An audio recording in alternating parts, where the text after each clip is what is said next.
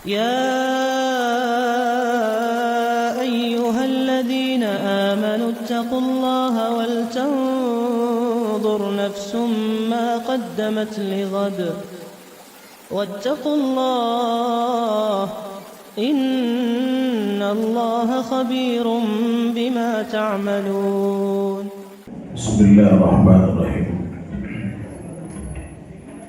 السلام عليكم ورحمة الله وبركاته. إن الحمد لله نحمده ونستعينه ونستغفره ونستهديه ونتوب إليه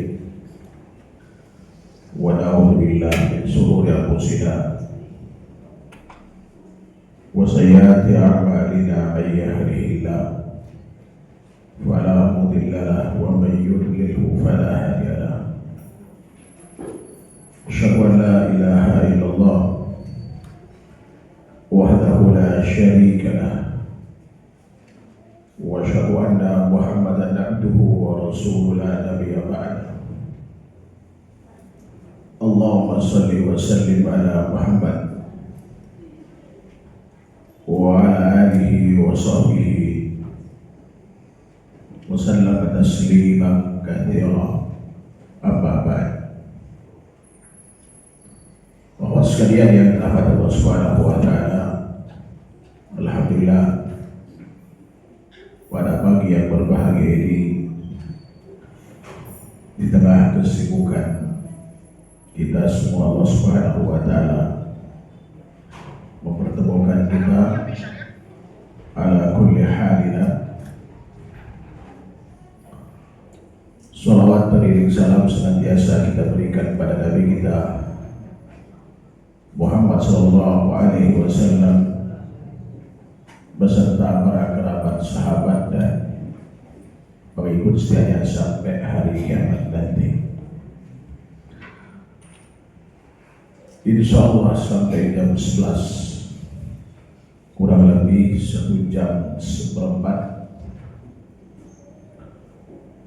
kita akan membahas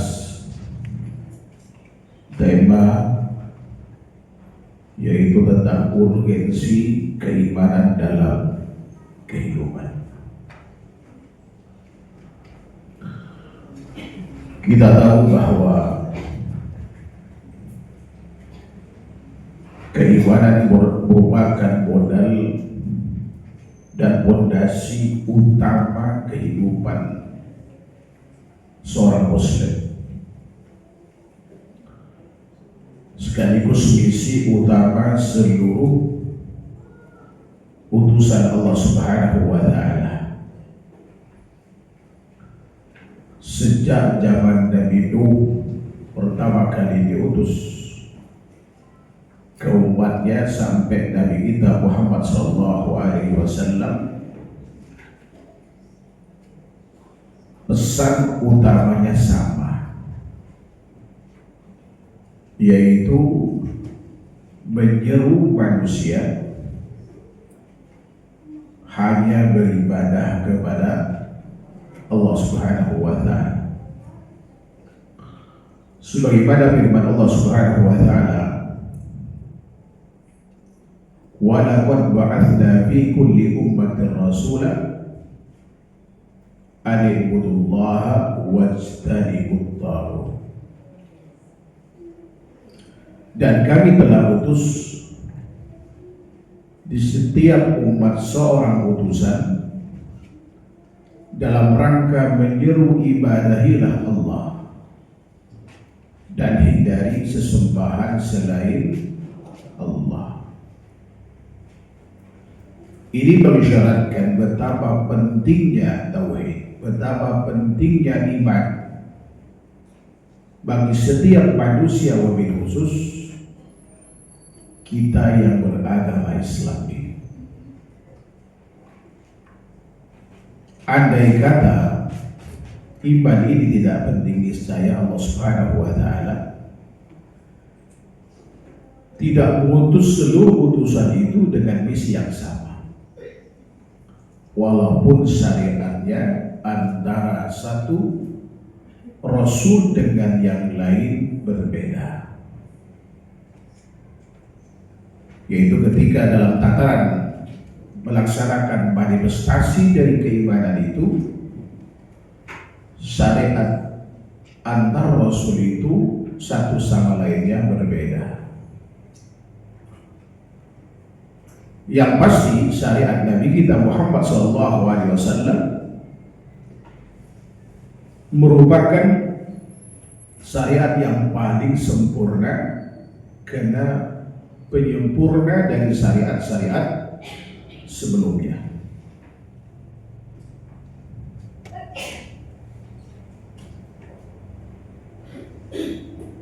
Umat sekalian yang dirahmati Allah Subhanahu wa taala, keimanan bukan hanya sekedar ucapan di bibir.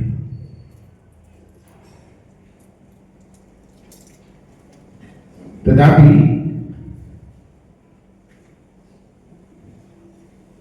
keyakinan hati yang harus diucapkan dengan lisan dan dibuktikan melalui perbuatan, baru seorang itu dikatakan mukmin sejati. Kalau menggabungkan antara keyakinan hati, pengucapan lisan, dan dibenarkan oleh anggota badan,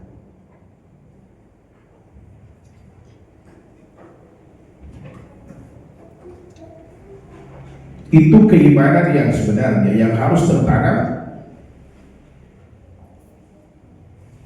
dalam hati setiap muslim. Kalau kita ngaku beriman kepada Allah Subhanahu wa taala, maka harus diucapkan dengan lisan bahwa tidak ada ilah yang berhak diibadahi dengan benar kecuali Allah. Artinya yang paling berhak dan satu-satunya yang paling berhak untuk diibadahi itu hanya Allah. Dan kita harus menafikan sesembahan selain Allah. Itu tauhid yang sebenarnya. Kalau seorang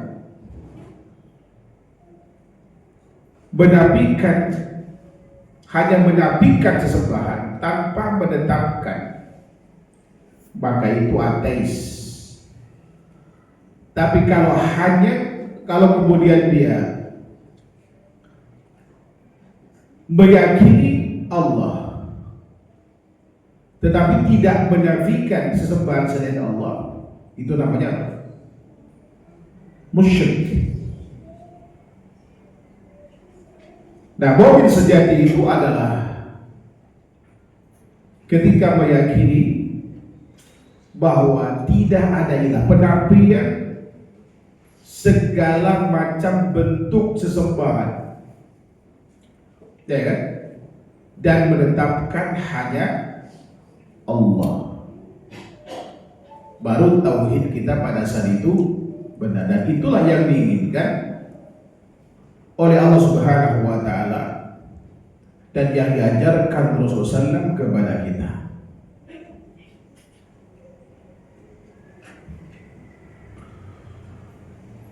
Di dalam Al-Quran, di dalam surah Al-An'am ayat 82 menjelaskan bahwa iman adalah fondasi utama seorang muslim.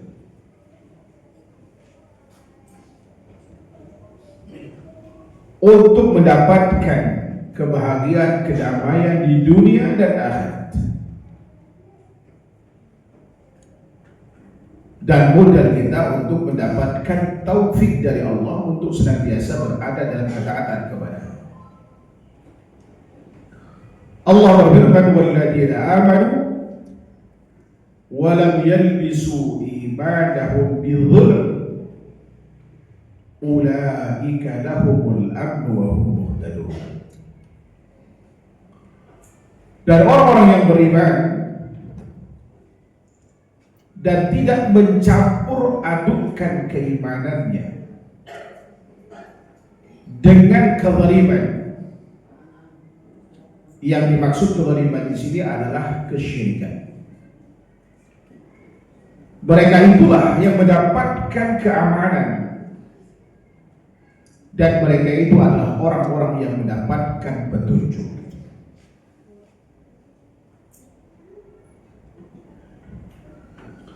Ketika Rasulullah SAW membacakan ayat ini di hadapan sebagian sahabat, saat itu sahabat berkata, "Faqalu ya Rasulullah, ayyuna la yadhrib nafsahu?" Siapa di antara kita yang tidak pernah menzalimi dirinya? Karena yang dipahami oleh para sahabat saat itu, kezaliman yang dimaksud adalah setiap maksiat yang dilakukan oleh seorang itu merupakan kezaliman terhadap dirinya, sebab Allah Subhanahu wa taala akan minta pertanggungjawaban atas maksiat yang dilakukan itu kelak di akhirat. Kalau makna zalim ini itu yang dimaksud, maka para sahabat tidak satupun kata mereka yang tidak pernah menzalimi dirinya. Karena sahabat meyakini termasuk kita tidak maksum kecuali Rasulullah Shallallahu Alaihi Wasallam, tidak maksum dari dosa kita kecuali Nabi kita tercinta. Lalu kemudian Rasul berkata kepada mereka, "Laisa kama taqulu," tidak seperti yang kalian katakan. "Alam tasma'u," tidakkah kalian mendengar?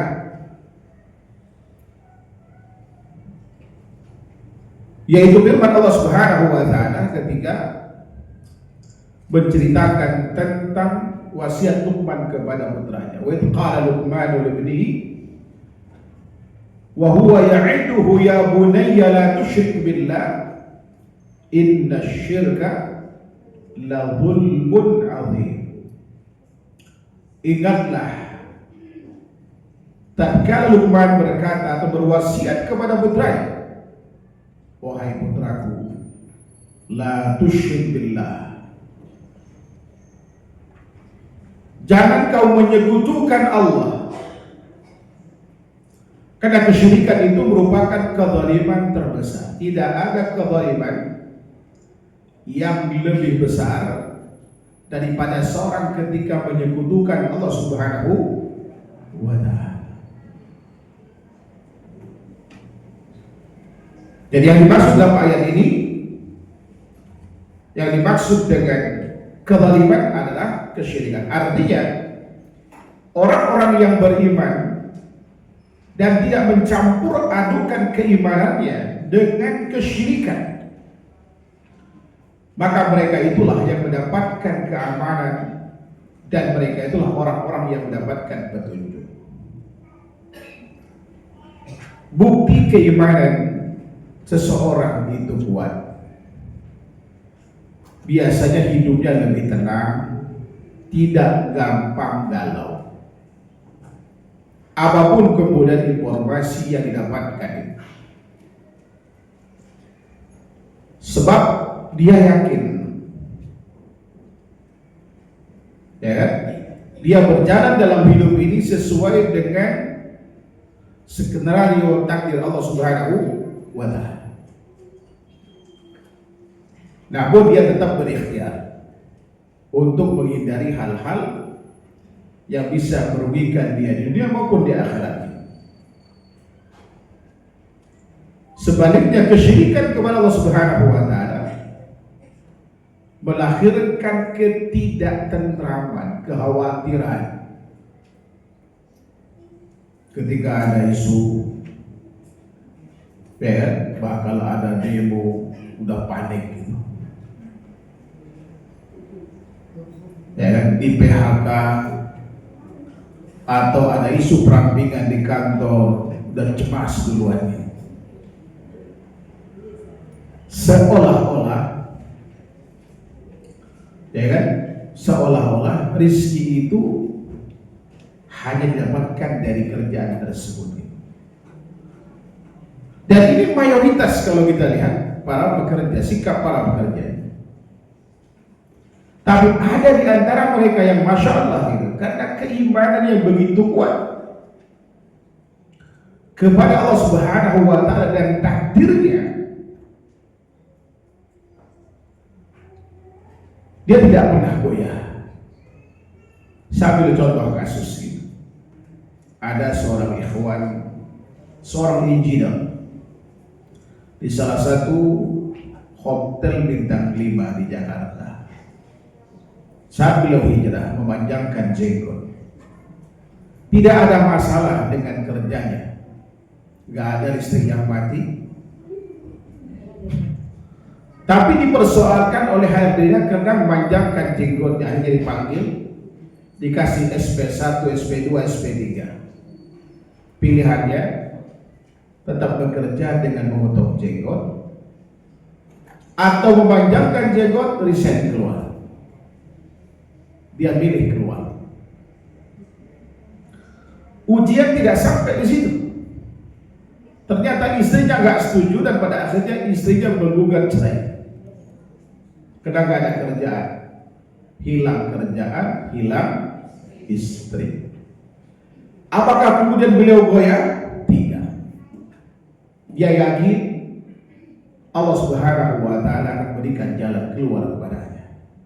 Sebagaimana janji Allah Subhanahu wa Ta'ala, wa may yattaqillah yaj'al lahu makhraja wa yarzuquhu min haitsu la yahtasib. Barang siapa yang bertakwa kepada Allah, maka niscaya Allah akan berikan jalan keluar. Nanti setiap ada kemelut masalah yang rumit, sulit menurut logika, dia keluar dari masalah itu, Allah akan berikan jalan keluar dengan caranya. Dan Allah akan berikan rezeki dari arah yang dia tidak duga. Bahkan dalam ayat lain, di ayat selanjutnya, wa may yattaqillah yaj'al lahu min amrihi yusra. Barang siapa yang bertakwa kepada Allah, maka niscaya Allah Subhanahu wa Ta'ala akan jadikan seluruh urusan itu mudah. 10 tahun kemudian, sekitar 5 bulan yang lalu, saya ketemu dengan beliau sebelum sholat maghrib. Beliau memeluk saya dari belakang. Pak Ustaz, katanya. Saya tanya, saya ingat wajah tapi lupa nama. Begitu lihat wajahnya saya tahu masalahnya. Karena dulu curhat sama saya. Saya tanya ke beliau, akhi, gimana kabar antum sekarang? Alhamdulillah Ustaz, Anda sekarang jadi kontraktor. Tadinya mau saya tanya udah punya istri belum gitu, karena dia kontraktor saya nggak tanya, ya kan? Karena jawabannya nanti alhamdulillah Ustaz istri saya 4, malu kita kan.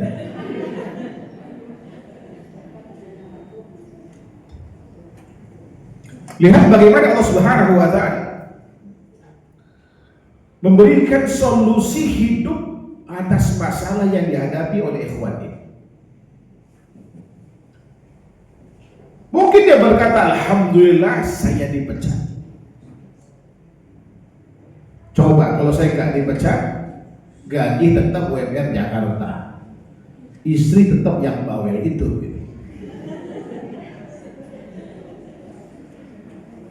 Setelah dipecat penghasilan lebih besar, istri mungkin lebih muda dan bukan hanya satu. Insya Allah suami ibu-ibu tidaklah, insya Allah. Itu buat dia aja, ya kan? Lihat bagaimana keimanan itu ketika betul-betul mendarah daging dalam diri seorang. Apapun tantangan hidup yang dihadapi, dia tenang saja, ya kan? Karena semua yang kita jalani ini adalah takdir Allah jauh sebelum kita lahir. Pada saat kita berusia 4 bulan dalam rahim ibu, Setelah dihidupkan roh, Allah perintahkan malaikat untuk menentukan 4 hal. Amal yang akan kita lakukan di dunia, rizki yang akan kita dapatkan, kemudian yang ketiga, usia berapa, ya kan? Usia kita di dunia ini berapa lama, dan yang keempat adalah akhir dari sebuah perjalanan hidup ini, su'ul khatimah atau husnul khatimah sudah ditentukan. Maka kewajiban kita di dunia ini bukan mencari harta, tapi beribadah kepada Allah Subhanahu wa Ta'ala. Kaya miskin itu adalah ketentuan Allah, bukan pilihan kita. Namun kita wajib berikhtiar. Sebab Allah berfirman dalam surah Ar-Ra'd itu, "Innallaha la yughayyiru ma biqaumin hatta yughayyiru ma bi anfusihim." Sesungguhnya Allah itu tidak akan merubah nasib suatu kaum sampai mereka sendiri yang merubah nasibnya. Kalau kita lihat sejarah para sahabat Nabi Sallallahu Alaihi Wasallam, pasca Islam mereka, dengan Allah Subhanahu Wa Taala uji mereka dengan ujian yang sangat berat. Kita tahu bagaimana para sahabat itu harus hijrah 2 kali ke Habasah,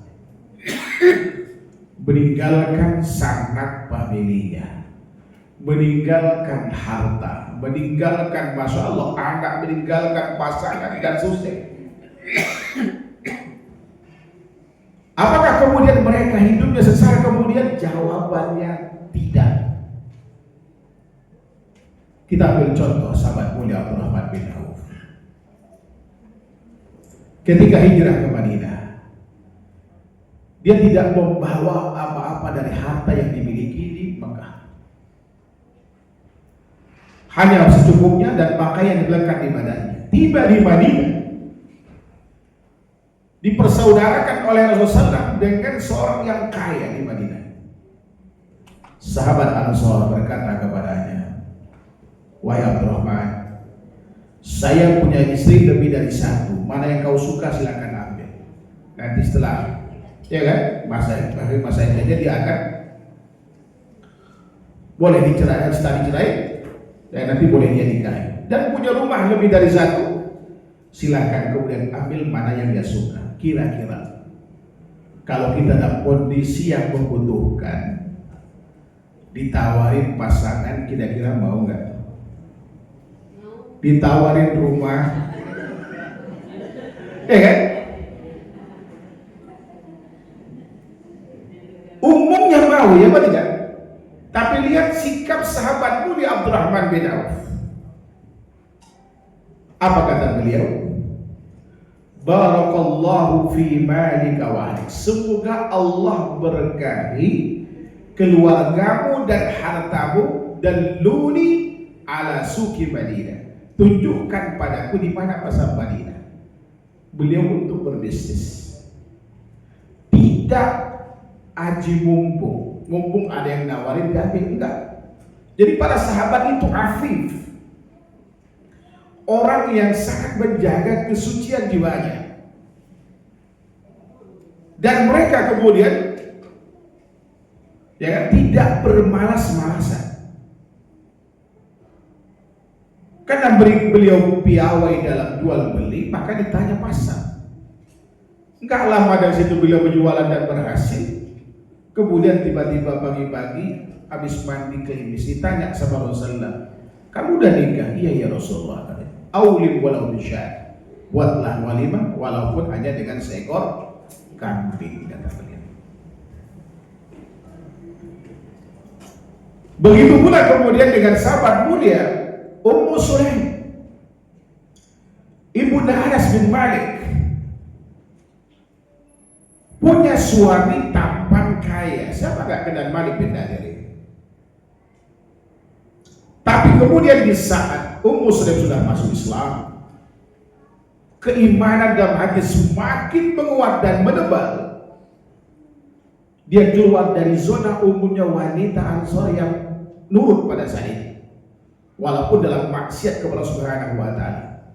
Tapi setelah dia beriman, dia tahu suaminya dalam kebatilan, lalu diajak untuk masuk Islam, diperintahkan untuk beribadah, marah suaminya dan berkata, sejak kapan wanita Arab berani kepada suaminya untuk menghinakan diri di hadapan Tuhannya Muhammad, katanya dia. Jadi sholat itu dianggap penghinaan.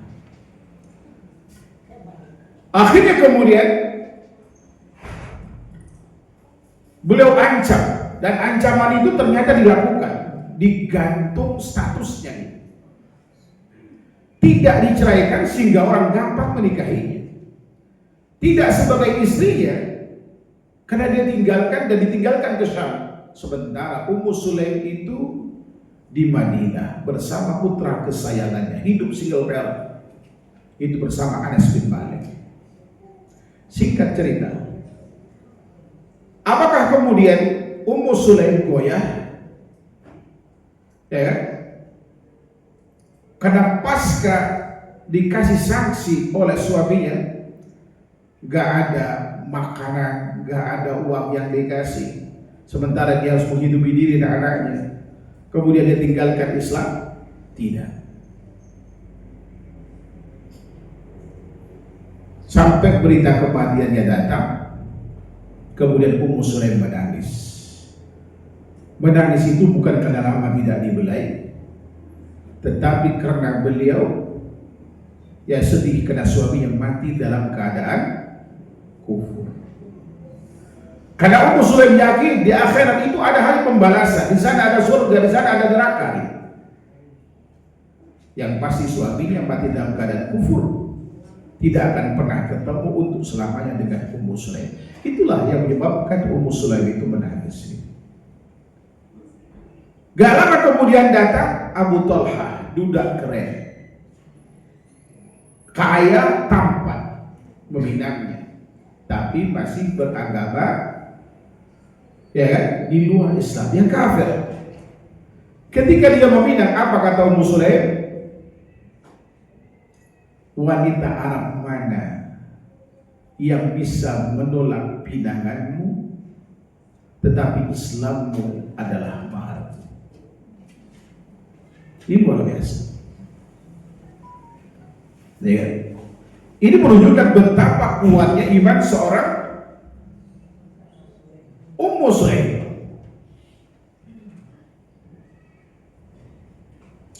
Begitu pula ketika diuji Allah Subhanahu wa Ta'ala dengan sakit kerasnya putra kesayangannya hasil pernikahan dengan Abu Talha. Beliau sangat mencintai Rasulullah SAW di atas cintanya pada siapapun kecuali Allah Subhanahu wa Ta'ala. Saat anaknya sakit keras, Rasulullah SAW mengajak Abu Talha untuk pergi safar bersama. Abu Talha andai kata minta izin ke Rasul pasti izin, tapi Ummu Sulaim merayunya agar menemani Rasulullah SAW. Urusan anak, urusan saya. Berangkatlah. Sepulang dari safar, anak itu pun wafat.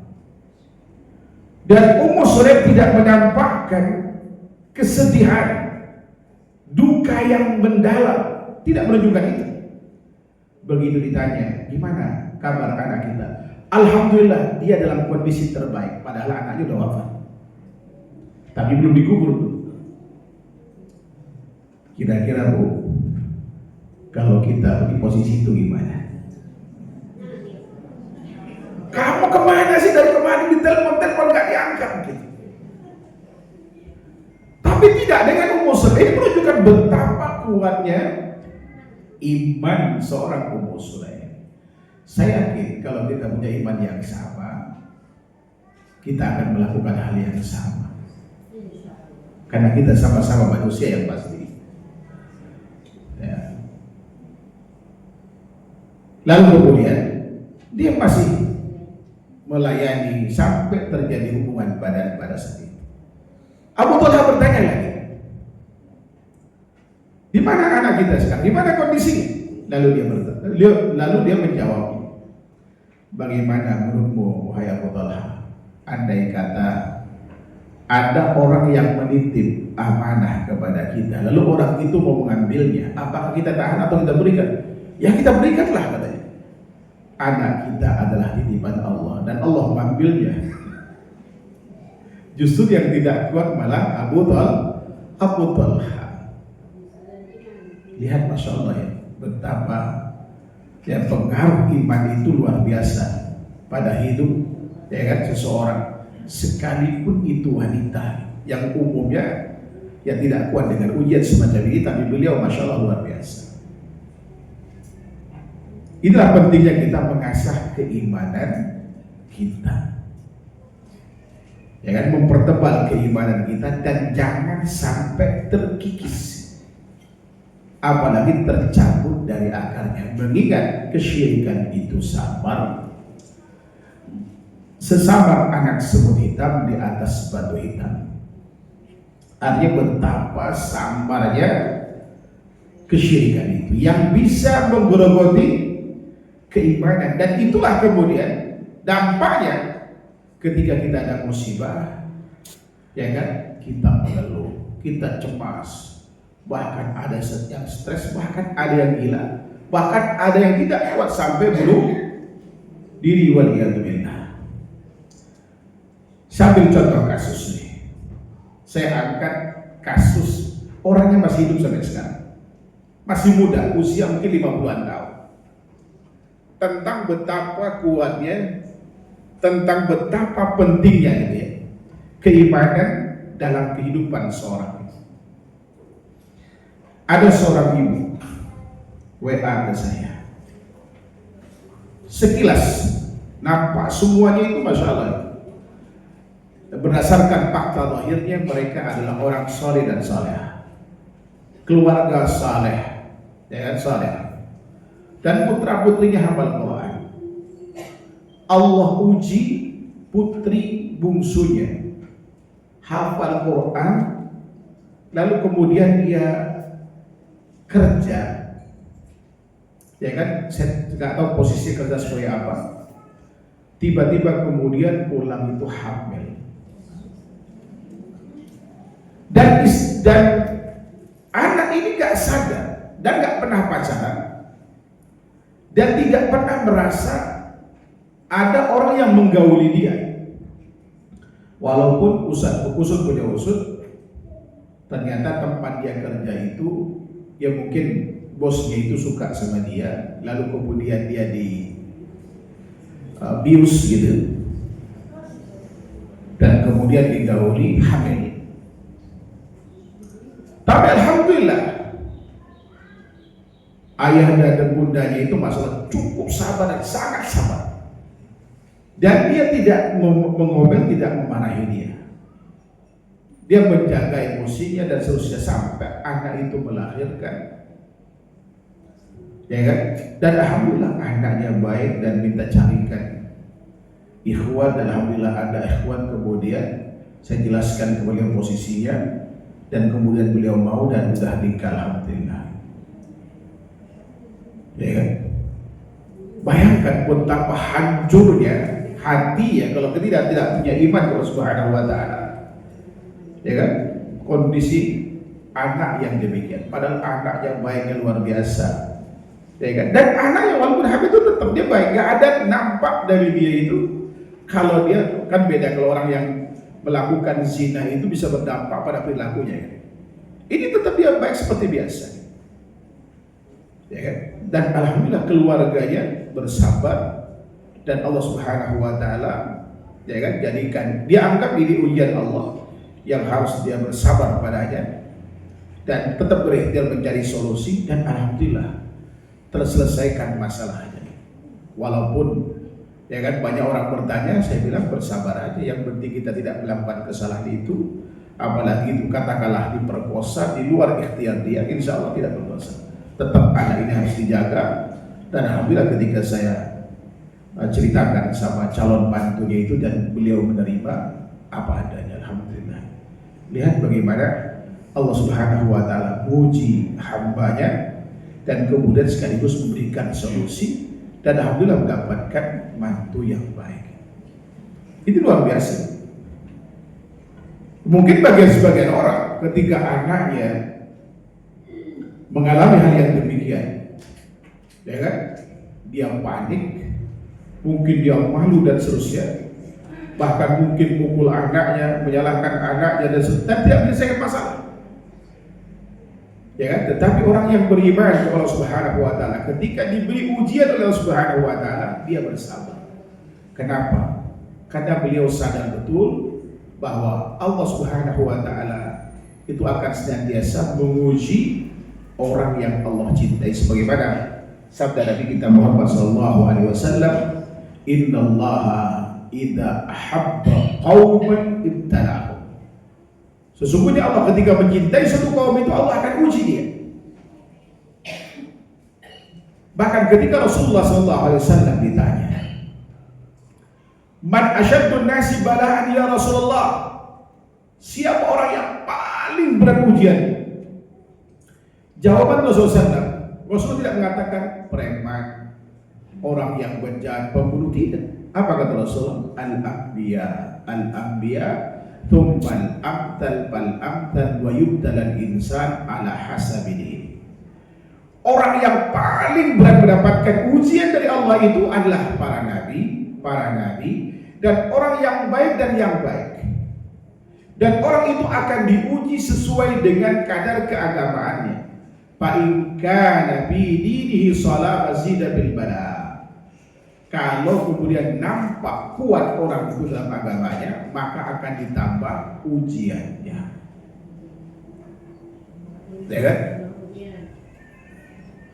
Nah, maka apa yang harus kita lakukan? Kita harus bersabar menghadapi situasi. Tidak perlu panik, cari solusi yang terbaik. Ya kan? Cari solusi yang terbaik. Sebab keluh kesah kita, kecemasan, kesedihan, kegundahan, dan semua musibah yang menimpa kita, kalau kita hadapi dengan kesabaran ekstra, maka kemudian menjadi apa? Kebaikan, menjadi pelumur dosa dan sumber pahala. Bukankah Rasulullah SAW bersabda dalam hadis riwayat Bukhari dan Muslim dari sahabat mulia Abu Sa'id Al-Khudri dan Abu Hurairah radhiyallahu anhu, "Ma yusibul muslima min nasabin wala wasabin wala hambin." Ya, wala hambin wala hazan wala gham hatta syuka yushakuha illa kaffarallahu biha min khataya. Apa kata Rasulullah? Tidak seorang muslim pun yang tertimpa musibah, baik berupa penyakit atau kelelahan atau kecemasan, kesedihan, kegundahan, sampai duri yang menusuk badannya, melainkan Allah akan jadikan itu penghapus kesalahan atau penghapus dosa-dosa. Nasi sudah jadi bubur gitu. Penyesalan tidak ada arti. Kesedihan pun akan membuat kita yang merana, tersiksa, bisa menyebabkan kita sakit dan seterusnya. Maka pilihan terbaik adalah menerima takdir itu sebagai ujian dari Allah Subhanahu wa taala, dan kita bersabar sambil nyari solusi sebagaimana keluarga tadi itu. Sebab kalau kita mau teriak-teriak pun anak sudah hamil, kita marahin, kita pukuli, gak menyelesaikan masalah, justru tambah masalah. Pasti sikap terbaik adalah bersabar. Memang berat, iya, ya kan? Tapi itulah pilihan yang terbaik dari Allah Subhanahu wa taala. Bahkan mohon maaf ini, hati-hati dengan pasangan kita. Banyak curhatan ke saya dari ibu-ibu. Kemarin terakhir dari Bekasi. Siang WA saya, "Ustaz, sikap apa yang harus saya ambil. Suami saya ini Masya Allah orangnya baik, udah ngaji, sama-sama udah nyunnah, kata beliau. Qadarullah kami diuji, udah nikah beberapa tahun tidak punya anak, dia selingkuh. Dan selingkuhannya itu hamil. Apa yang mesti saya lakukan? Pertama saya bilang itu ya harus bersabar. Kemudian yang kedua telusuri makna selingkuhnya itu apa? Pacarankah? Zinahkah? Atau kemudian dia sudah dikasih? Dipastikan dulu. Jangan hidup dengan informasi yang tidak pasti. Harus dipastikan, saya bilang itu. Di samping anti tetap harus bersabar. Saya masih sayang pada suami saya, Pak Ustaz, saya bilang. Kemudian solusinya pertama tadi bersabar sambil cari tahu, pastikan apakah kemudian dia menikah secara siri atau tidak. Kalau menikah secara siri dan tidak memberitahu anti, maka anti harus terima dengan berat hati tentunya. Tidak boleh menggugat cerai karena alasan suami poligami, karena itu syariat. Akan tetapi ketika dalam berjalannya waktu anti tidak siap dan susah gitu ya, sehingga kemudian kalau dipertahankan di poligami menyebabkan hak dan kewajiban tidak terpenuhi, ya kan, ilfil dengan suami sehingga dia hubungan badan tidak mau dan seterusnya. Artinya bisa berubah keluarga itu yang tadinya sumber pahala bisa menjadi sumber dosa. Yang tadinya keluarga bisa memperbaiki dan menjaga agama justru merusak, ya kan?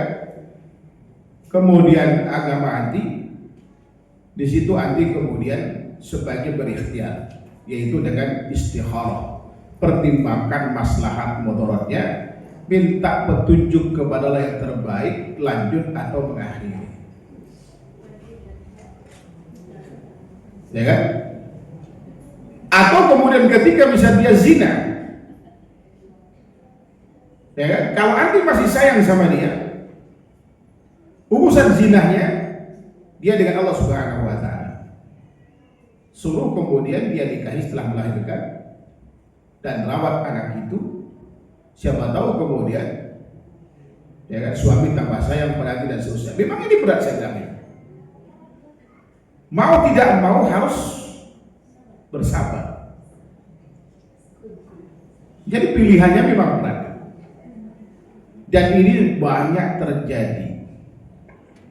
Bukan hanya satu dua. Oleh karenanya, ya kan, termasuk kita, dan jaga pasangan agar tidak gampang berkomunikasi ria dengan lawan jenis alasan apapun. Kalau urusan kantor, kalau sudah di rumah sebaiknya via istri. Kecuali WA jawab seadanya. Dan sebisa mungkin tidak ada password. Kalau password itu berarti ada yang disembunyikan.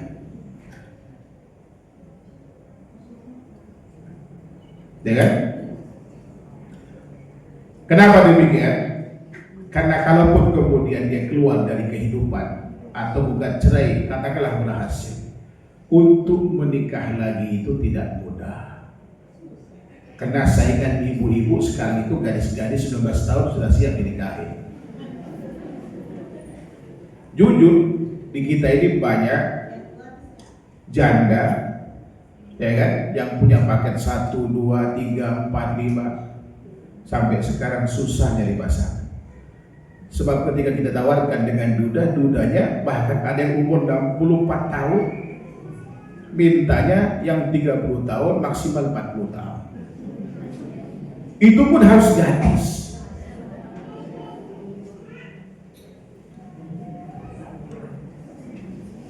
Ya kan? Jadi jangan gampang minta cerai.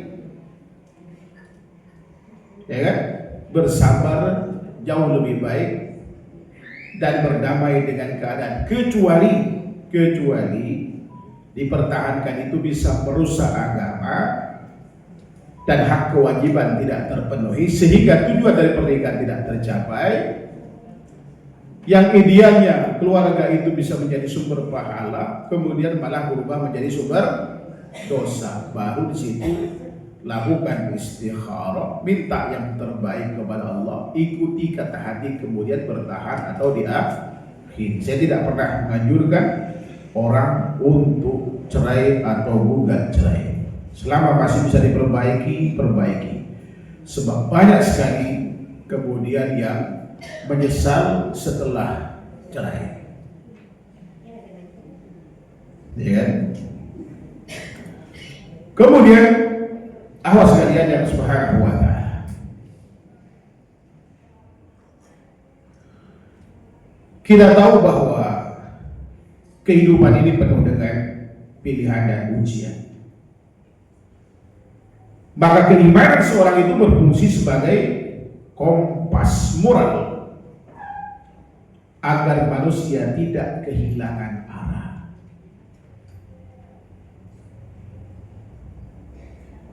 Ya kan? Agar kita tidak kehilangan arah. Insya Allah orang yang beriman ketika dikasih kenikmatan dia bersyukur. Ketika dikasih musibah dia bersabar. Ya kan? Inilah pentingnya iman dalam kehidupan kita. Bahkan kebahagiaan itu tidak diukur dari seberapa banyak harta yang kita miliki. Tidak pula seberapa tinggi jabatan yang kita berada padanya. Tidak pula sepopuler apa kita. Sebab berapa banyak, ya kan, pejabat kemudian yang tidak bahagia, orang kaya yang sengsara, orang yang populer pada akhirnya terhina. Tetapi kebahagiaan itu yang hakiki hanya dapatkan dengan keimanan dan kesabaran. Kita lihat bagaimana sahabat mulia Bilal bin Rabah. Beliau bukan hanya miskin, tapi mantan barang yang diperjualbelikan karena beliau budak. Tapi pasca Islamnya, masya Allah, gitu. Beliau tidak peduli dengan kemiskinannya, tapi yang beliau pedulikan adalah ketakwaannya kepada Allah. Akhirnya dia mendapatkan dengan kesalehannya itu, ya kan, sesuatu yang sekarang ini tidak dapatkan kecuali dengan status sosial, kelas ekonomi yang tinggi, di mana beliau hanya dengan keimanan dan kesalehannya mendapatkan pasangan, yaitu dari keluarga terpandang, yaitu adik kandung Abdurrahman bin Auf. Siapa Abdurrahman bin Auf? Satu dari 8 pengusaha kaya yang dijamin masuk surga. Siapa Abdurrahman bin Auf? Ya, orang yang kaya raya dari kasta tertinggi, yaitu suku Quraisy, yang pasti ganteng. Kalau kakaknya ganteng, adiknya kira-kira gak jauh dari situ.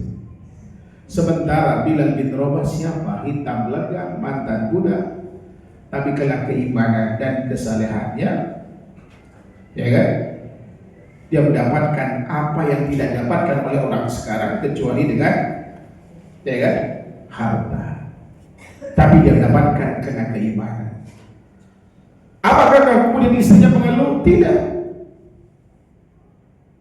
Justru dia bahagia karena kesalehan suaminya. Sebagaimana Asma binti Abi Bakar, suaminya Az-Zubair bin Awam itu miskin. Kita tahu Asma hidup terbiasa dengan serba berkecukupan, karena Abu Bakar termasuk orang kaya. Apakah ketika suaminya tidak penuhi kebutuhan hidupnya, setelah berikhtiar lalu kemudian dia minta ayah? Tidak. Apa yang dilakukan oleh Asma? Mencari kayu bakar ke bukit dan kemudian dijual ke pasar dalam rangka membantu ekonomi keluarga. Gak ada berpikir minta cerai. Begitu pula istri Abdullah bin Mas'ud kaya. Abdullah bin Mas'ud langsung miskin. Gak ada cerita cerai karena tuntutan ekonomi. Apa sebabnya? Karena faktor keimanan dan ketakwaan mereka kepada Allah Subhanahu wa Ta'ala. Dan itulah kebahagiaan, ya kan, yang mereka dapatkan karena keimanan dan ketakwaan, bukan karena harta dan jabatan. Dan Allah berfirman di dalam surah ayat 28, alladzina amanu wa tatma'innu qulubuhum bi dzikrillah, ala bi dzikrillah tatma'innul qulub. Surah ayat 28, yaitu orang-orang yang beriman dan hati mereka menjadi tentram dengan mengingat Allah. Ingatlah, hanya dengan mengingat Allah hati menjadi tentram. Di samping itu, keimanan merupakan benteng bagi seorang dari perbuatan maksiat dan kejahatan. Seorang yang beriman kepada Allah dan beriman kepada yaumil akhir, sekalipun dia sendirian, dia tidak mau bermaksiat kepada Allah.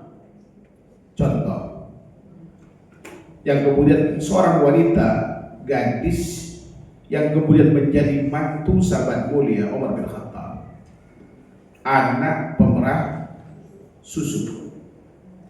Suatu hari, per hari susunya tidak cukup untuk dijual. Jangankan dijual, buat konsumsi aja tidak cukup. Di saat kemudian Umar sedang patroli malam, saat beliau jadi khalifah, tiba di suatu rumah yang isinya itu 2 orang janda dan putrinya. Ibunya bilang, sudahlah kita oplos saja dengan air biar cukup buat kita dan bisa dijual. Amirul Mukminin Umar nggak akan tahu.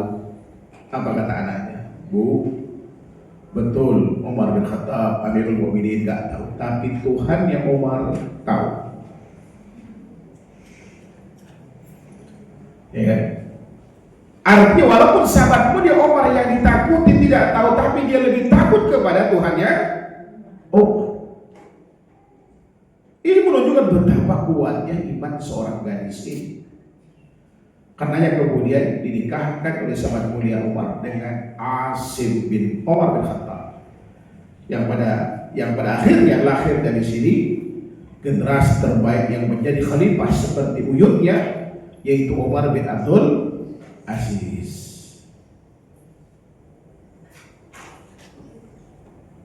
Begitu pula kasus sahabat mulia Khalid bin Walid di saat menjadi panglima perang, karena nyaris, ya kan, seluruh peperangan yang dikomandoi oleh sahabat mulia Khalid bin Walid berakhir dengan kemenangan. Ya kan, dihormati oleh teman, disegani oleh musuh, sampai para sahabat itu terfitnah dengan kepiawaian strategi perangnya sahabat mulia Khalid ini.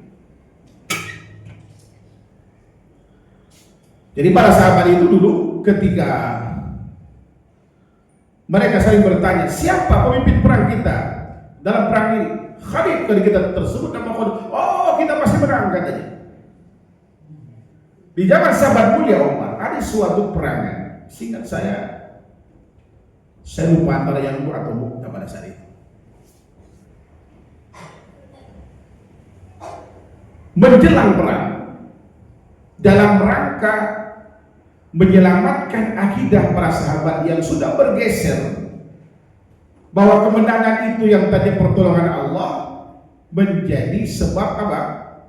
Khalid bin Walid menjadi sebab kemenangan itu. Sahabat mulia Umar ingin menyelamatkan akidah mereka. Akhirnya sahabat mulia Umar mengutus kurir menyampaikan pesan pada sahabat mulia Khalid bin Walid agar kemudian beliau bisa digantikan dengan sahabat yang ditunjuk. Khalid bin Walid sama sekali nggak protes. Dan beliau patuh sepenuhnya dengan perintah sahabat mulia Umar. Dari panglima, ini menjelang perang, bayangkan. Dari panglima perang dia mundur ke belakang menjadi prajurit biasa. Dan disuruh orang yang ditunjuk untuk menggantikannya. Setelah selesai perang, para sahabat bertanya-tanya tentang sikap Khalid itu. Apa kata Khalid bin Walid? Saya berperang bukan karena Umar. Saya berperang karena Tuhannya Umar. Lihat bagaimana kalau hati itu ya kan, diselimuti oleh iman yang tidak bercampur aduk dengan kesyirikan. Dalam situasi yang mustahil menurut kita, dia ngambil keputusan itu, dan dia rela menjadi apa? Prajurit biasa. Dan itu barangkali yang diharapkan oleh beliau, karena sahabat mulia Khalid itu pengen mati syahid. Kalau jadi panglima kan di backup oleh tentara elitnya, tapi kalau menjadi prajurit biasa, peluang untuk syahid semakin besar. Itu pilihan terbaik oleh beliau. Ini menunjukkan betapa iman itu luar biasa. Yang pengaruhnya dalam kehidupan seseorang, termasuk kita.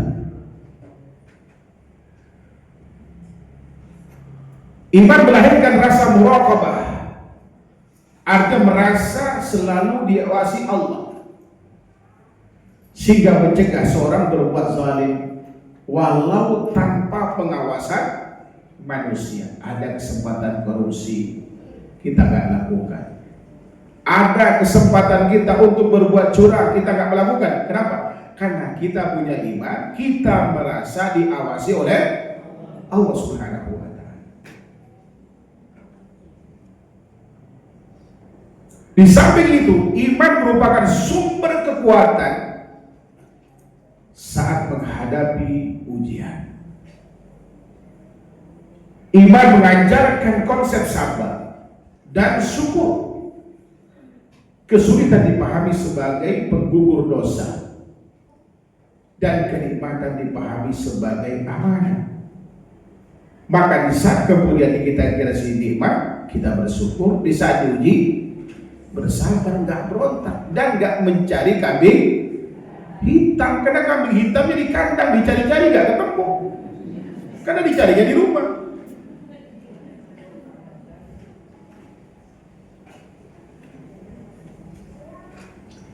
Di samping itu, keimanan merupakan penentu diterima tidaknya amal ibadah di samping mutaba'ah. Sesempurna apapun amal ibadah yang dilakukan, ya kan? Kalau kemudian kita tidak ikhlas melakukannya karena Allah, maka perbuatan itu sia-sia. Dalam hadis riwayat Muslim, Rasulullah SAW pernah bersabda, Allah berfirman, "Ada aghna syuraka 'an syirk." Saya paling tidak butuh sekutu, kata Allah Subhanahu wa Ta'ala. Man 'amila 'amalan asyraka fihi ma'i ghairi taraktu wa syirka. Barang siapa yang melakukan suatu amal, dia menyekutukan aku dengan yang lain dalam amal itu, aku tinggalkan dia dan sekutunya. Ini hati-hati bagi yang gemar puasa Senin Kamis, puasa Daud atau puasa sunnah. Begitu timbang, ditanya oleh suami, kenapa berat? Kayaknya timbangannya salah. Kayaknya besok saya harus puasa. Artinya puasanya karena ingin diet. Puasa karena ingin sehat. Kalau puasa karena Allah dan karena ingin sehat, maka puasa itu nggak akan memberikan apa-apa kepada kita selain kesehatan. Pahala yang tanpa batas, sebab tergugurnya dosa karenanya. Doa mustajab nggak akan dapat kita kalau kita puasanya karena Allah dan karena ingin kurus. Ini hati-hati, ya kan? Ini hati-hati. Bahkan yang paling sulit, kata Imam Sofyan bin Uyainah, paling sulit dibenahi dari amal yang ada itu adalah keikhlasan. Ikhlas itu mudah diucapkan di lisan, tapi sulit direalisasikan. Waktu nyumbang 100 juta, memang sih disebut hamba Allah, ya kan? Tapi selalu update status tadi, itu hamba Allah yang nomor 2, yang 100 juta itu suami saya. Atau kemudian ketika ngawalin perbincangan dengan kawan-kawannya, alhamdulillah setelah kami sering bersedekah, ya kan? Allah mudahkan usaha kami. Emang sedekah mana? Itu kemarin yang di masjid nomor 2 itu hamba Allah, saya. Ini artinya dari awal itu nggak ikhlas gitu, sehingga kemudian selalu diungkap gitu. Bahkan Masya Allah ketika umroh saya dapatkan ibu-ibu mau OTW saja keluar dari pintu hotel update status, mau masuk ke masjid update status, lagi tawaf update status. Inna lillahi wa inna ilaihi raji'un. Ya, kenapa? Biasanya saya larang, bukan tidak boleh bawa HP. Saya bilang itu sebaiknya disimpan selama tawaf, ya kan, dan sa'i berlangsung, untuk menghindari ketidakikhlasan itu, ya kan? Untuk menghindari ketidakikhlasan. Kita kesini masalah jadi tamu Allah itu mulia dan berat, tidak mudah, perlu perjuangan. Banyak hal yang kita korbankan, yang kita tinggalkan di negeri kita. Kita kesini hanya untuk pamer dan ria, waliyadzubillah. Memang untuk meraih pahala itu tidak mudah. Maka keimananlah kemudian sebagai penentu diterima tidaknya amal ibadah kita. Ya, kebaikan tanpa keimanan akan sia-sia di akhirat. Ya kan, seperti fata morgana. Ya, sebagaimana firman Allah Subhanahu wa taala di dalam surah Nur ayat 39. Allah Subhanahu wa taala berfirman, surah Nur ayat 39. Walladzina kafaru a'maluhum kasarabin biqi'ati yahsabuhu dhama'anu ma'an hatta idza ja'ahu lam yajidhu syai'an wa wajada Allah 'indahu wa waqa hisab wallahu sari'ul hisab. Dan orang-orang yang kafir, amal-amal mereka adalah seperti fata morgana di tanah yang datar, yang disangka air oleh orang-orang yang dahaga. Tetapi bila didatangi air itu, dia tidak mendapati sesuatu apapun, dan didapatinya ketetapan Allah di sisinya. Lalu Allah memberikan kepadanya perhitungan amal-amalnya, dan dengan cukup, dan Allah sangat cepat perhitungan.